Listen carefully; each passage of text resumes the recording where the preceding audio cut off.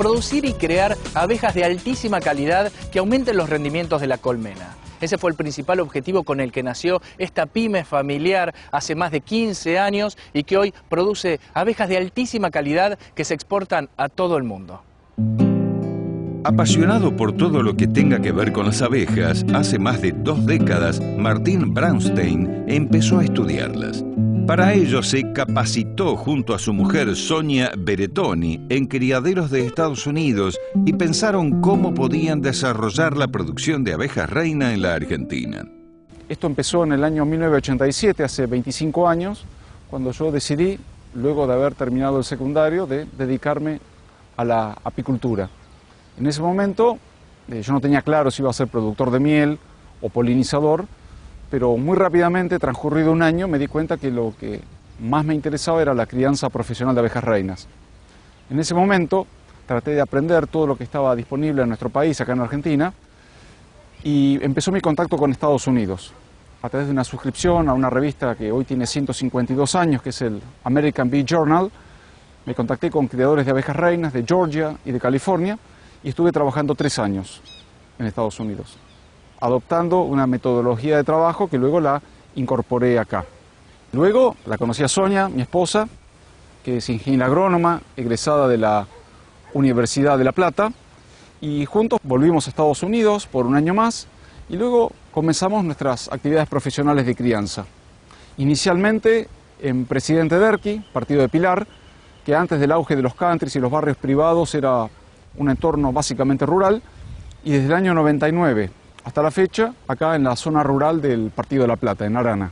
¿Cuáles son las principales características de las razas de abejas que están seleccionando para producir reinas y exportarlas a todo el mundo? Nosotros trabajamos con 2 razas puras, una que son las abejas italianas, que son las abejas típicas de los climas templados y óptimas para la pampa húmeda.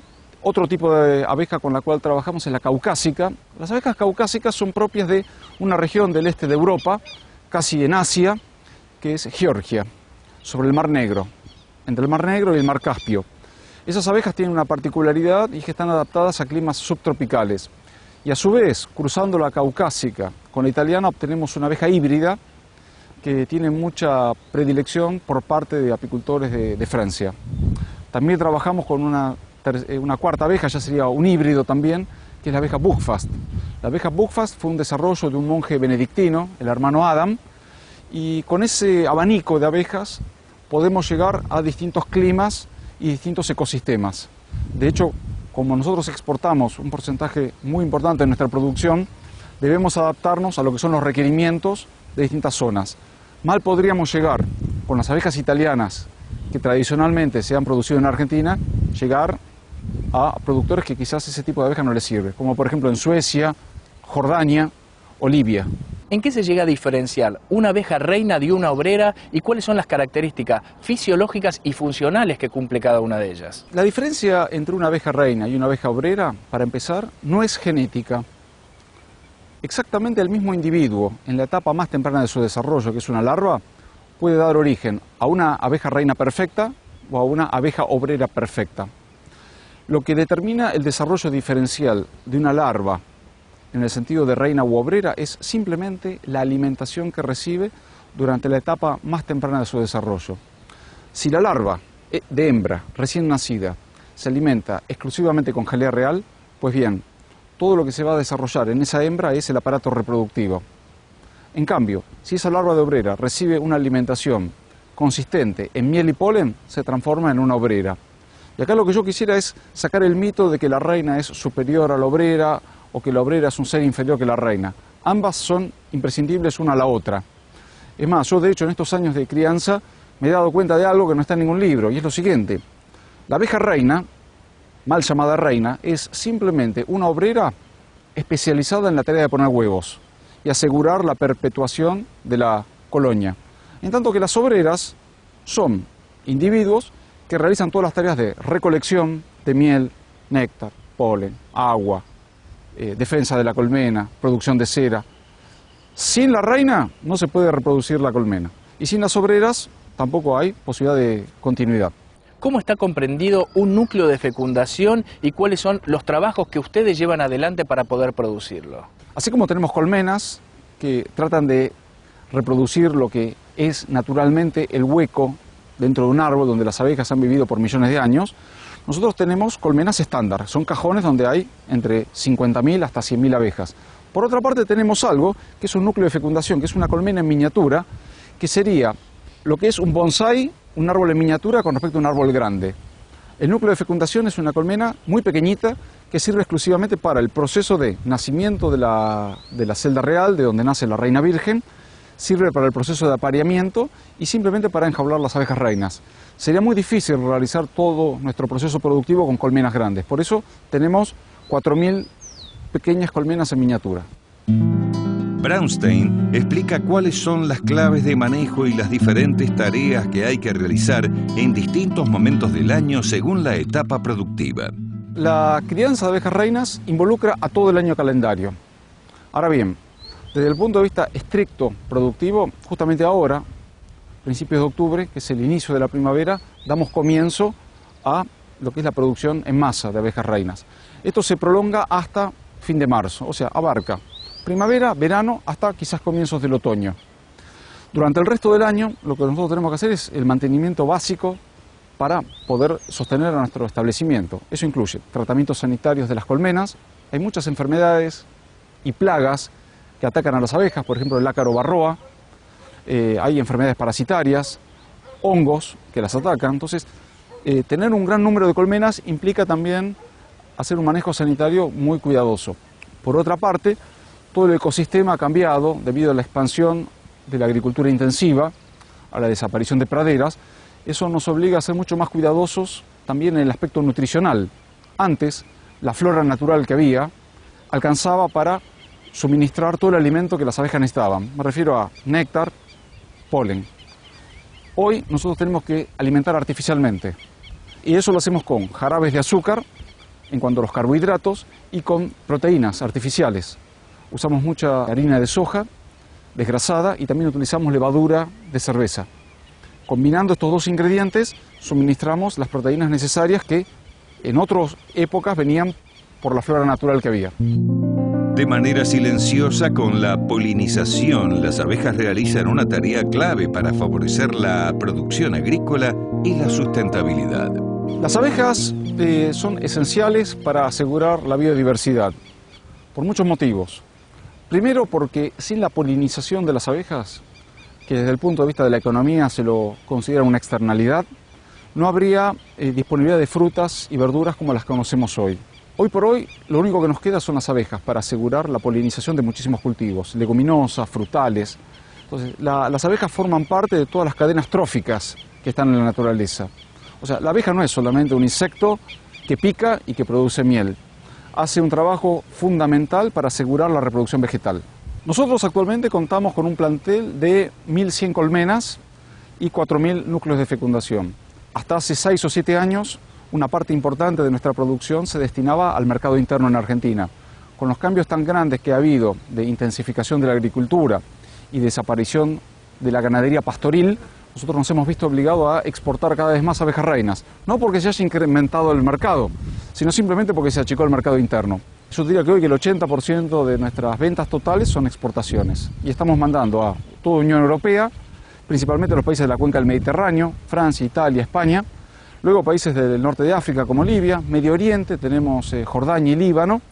Y por supuesto estamos interesados en abrir nuevos mercados, pero las negociaciones son siempre lentas. Y más aún en un entorno en el cual la Argentina está enemistado con todo el mundo porque somos nosotros los que hemos puesto trabas para el ingreso de productos. Entonces no existe reciprocidad ni interés en facilitar el comercio con Argentina.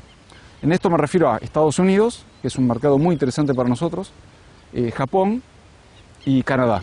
Son 3 países con los cuales estamos en negociaciones, pero al mismo tiempo la retaliación que nos imponen por la falta de reciprocidad en el comercio nos bloquea mucho.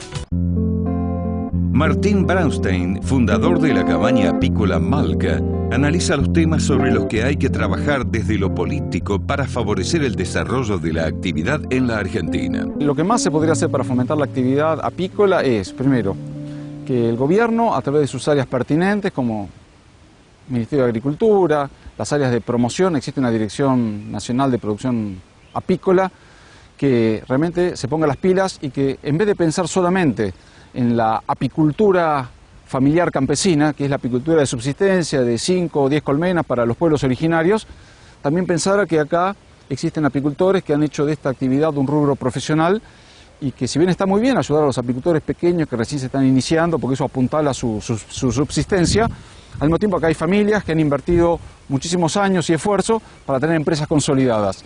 Nosotros, que somos apicultores medianos, no encontramos en el gobierno nacional ningún apoyo, cero, nada, no les interesa, nos lo han dicho en las reuniones de la Mesa Apícola Nacional. Entonces, es un poco doloroso que una producción que está contribuyendo con el 10% de retenciones, eso es lo que le corresponde a la exportación de miel, que está contribuyendo con aproximadamente 18 millones de dólares por año, sufriendo el atraso cambiario, aumento de costos, inflación, que el gobierno no esté volcando nada a nivel de promoción de nuestra actividad. ¿Cuáles son las regulaciones necesarias para poder exportar estas reinas y cómo se encuentra hoy la situación del mercado? La exportación de abejas reinas a países extranjeros involucra básicamente lo que es un certificado sanitario. Eso lo emite el SENASA, que es el Servicio Nacional de Sanidad y Calidad Agroalimentaria, en base a un sistema de vigilancia y de inspecciones que se hace de manera periódica en nuestro establecimiento.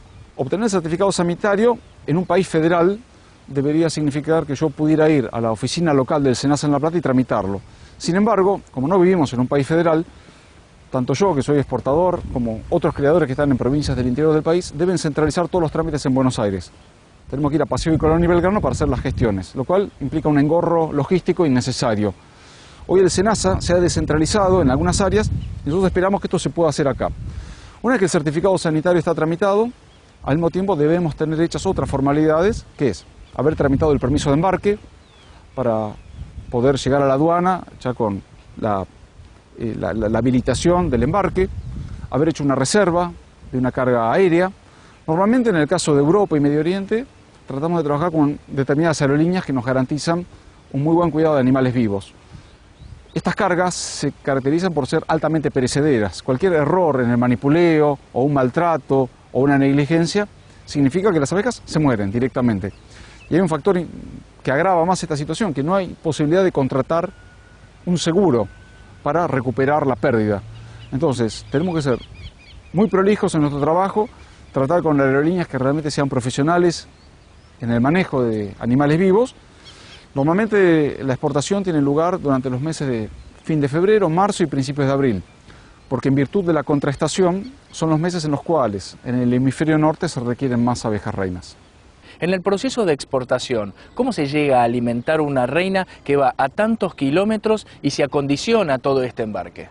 Cuando hacemos los embarques, cada abeja reina va enjaulada en un recipiente de plástico muy pequeñito, va una abeja reina con 8 abejas nodrizas acompañantes.